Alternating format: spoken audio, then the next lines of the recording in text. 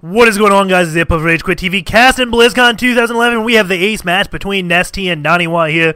If you're just tuning in, this is round number 3 of Blizzcon winners bracket. Of course, the tournament's over, but hey, there's still great games to watch. Game 2 was a blast, and Game 1 was pretty good. Naniwa has loved these 2 base plays, and he is now on Xel'Naga Caverns, another map where you can go 2 base, but you know what he's also loved to do? Forge fast expands. And Xel'Naga Caverns, not a map you can easily forge fast expand. We'll see if Naniwa tries to go for that. It looks like he will. That pylon is going to be placed right here.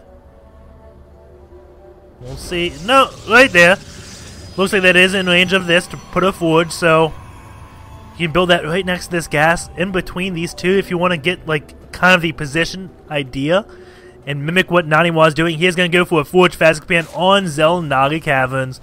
And this could easily be busted by Roachling. Very, very easily. But will Nestea resort to cheese in an ace match? He would get sent to the loser's bracket if he manages to fail it. And losing 47 minerals right there. Misplaced the forge. That could be crucial. That is almost a probe right there. Or maybe that's 37. I think 37 minerals, but hey, that's still a lot of minerals just to be tossing on the ground for misplacing your building. Nerve's actually getting to Naniwa right now. He is against Incredible Miracles Nestea. And it looks like Nestea is going for a gas pool. I haven't seen this yet from Nestea. He doesn't want to defend that natural at all. Is he going to go for one base play or not? The moment of truth will be if he gets a roach one after this spawning pool or just takes his hatchery. This is still a very standard build. He can easily go into the mid game with this. Just take the hatch. We'll see exactly what he does. You wouldn't hatch first on Xel'Naga Caverns ever. Especially after game number 2 when you saw Naniwa trying his heart out to cheese the heck out of him. Nestea is gonna be coming in. As soon as he sees this cannon, he's going to know what's up. That one probe is down here, so he may just expand anyways because, well, Naniwa's going to see anything come. You can't cheese Naniwa because, well, he has such good scouting. We have a pylon going back here. Nexus has been spotted, so Nestea now knows what it is. And he is going to take this one hatch. Will we see this roach one come out fairly soon or not? This is going to be the moment of truth. The next 1 minute will tell us how this game is going to go. Is it going to be a late game, or is it going to be a quick game, or will it just be a funky game where Nestea does a lot of damage to Naniwa, and Naniwa plays his HUD out to come back? And we have the Baneling's Nest, and this is not going to be the Roach Bust. It is the Baneling Bust, and it comes out just before sentries come out. Naniwa may be able to hold this off. He goes immediately for a Cybernetic Core after this, and then starts building, chrono boosting a sentry out. He needs to get a force field immediately. Nestea is going for a Baneling Bust, and this is so strong. You're going to see a very weak put in the wall of Naniwa. Maybe. Naniwa's having a very solid wall, actually. But I think the Banelings are going to come from behind and take this put out. I think that's the part he's going to exploit when he sees this wall. We'll find out. Those Lings are going to come out. They have speed.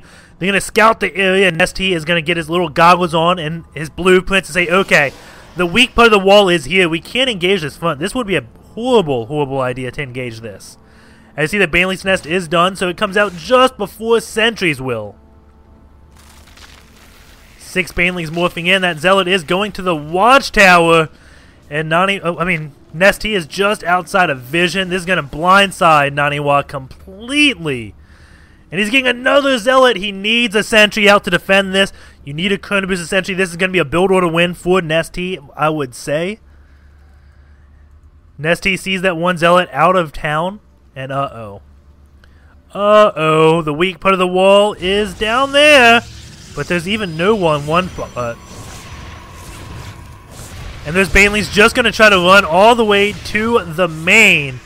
And they're going to be doing just that. And now we have Lings in the main of Naniwa. These Banelings saying, no probes, you cannot leave. And oh man, so many probes just went down.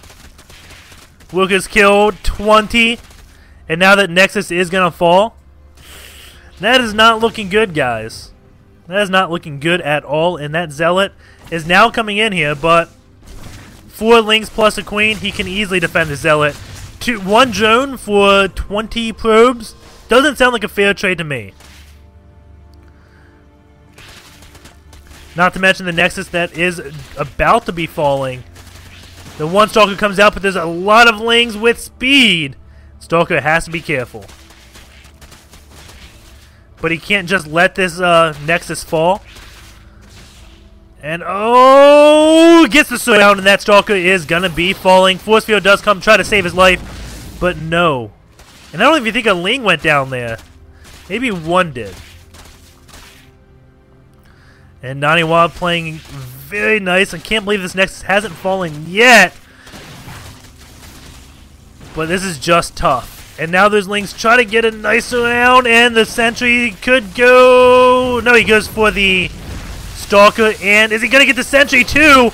Yes, he does. 2 Lings are still out. Very low life. The Zealot is out to deal with it. But Nestea just taking his 3rd base now. Hasn't even taken out these Orcs. Knows that Naniwa can't go on the aggressive. Oh, man. Has Naniwa taken out a lot of damage? 24 probes killed. 44 drones to 19 probes. Yeah, that's not looking good.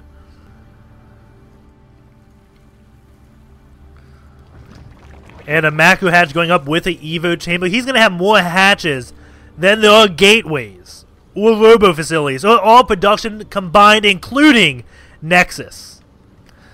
So Nestea's production is just going to be off the hook, and I don't see Naniwa coming back. I'm going to be sorry, guys. I mean, Naniwa fans, you may have faith in him, but this would be an absolute miracle, and I'd call the game incredibly imbalanced if Naniwa could come back. 2 gateways coming up, and these rocks are going to be going down. Nestea getting a Roach one, has 4 gas now, going to be on his 3 bases, the lair just finishing. And what can Naniwa do?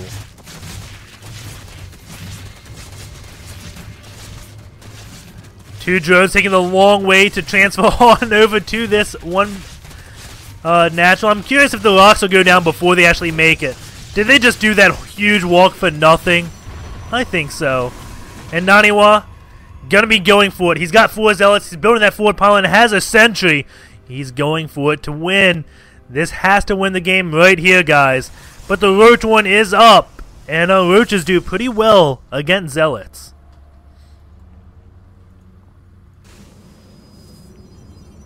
Another Sentry comes out, and more Zealots, but there's a lot of Lings. Even a Spine Crawler going up. Force Field goes down. Both those Queens will be falling. But now with the Roaches, the Sentries go down. Drones keeping those Zealots in place. They didn't need to do that. But hey. Nestea, wait, he may have not defended yet. There's still a few units, but it's looking grim for Naniwa. Nice micro there on those Roaches, even though he's ahead. He's not losing anything unnecessarily. Still microing his HUD out with his Roaches. More and more Zealots are coming. Naniwa's putting a lot more of a fight than I thought he would. But Nestea is building drones in midst of being attacked and having a proxy pylon.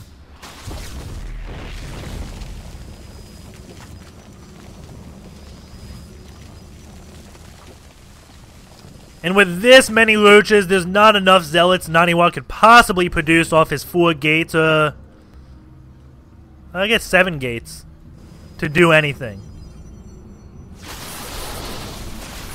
Ling's coming in from the back to pick off those Sentries. The Roaches could just A-move and kill those Zealots. And there goes the GG. Nestea taking that series, and he will be advancing.